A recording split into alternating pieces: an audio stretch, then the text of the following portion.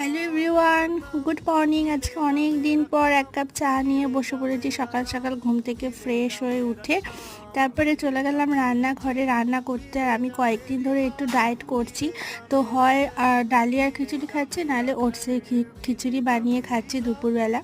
আর আজ যা যা সবজি হয় তাই দিয়ে ওটসের খিচুড়ি নাহলে ডালিয়ার খিচুড়ি বানিয়ে খাই। ভাত আর রুটিটা একদম স্কিপ করছি কটা দিনের জন্য।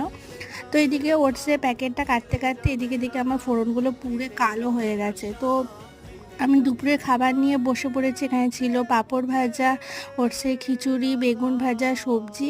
অসল দেখতে তোমরা কার কারা ভালোবাসো, আমার তো ভীষণ ভালো লাগে দেখতে। আর এক হাতে আমি একটু নেল পেন্ট করেছিলাম, মানে নেল পলিশ করেছিলাম জেল লাগিয়ে। তো ভাবলাম আর এক হাতেও করে নিই, দুপুরবেলা টাইম আছে, না ঘুমিয়ে থেকে দু হাতে বেশ সুন্দর করে একটু নেল পলিশ করে নিলাম। কেমন লাগছে অবশ্যই কমেন্টে জানাতে ভুলো না। ভালো লাগলে একটা সাবস্ক্রাইব করে দিও। দেখা হচ্ছে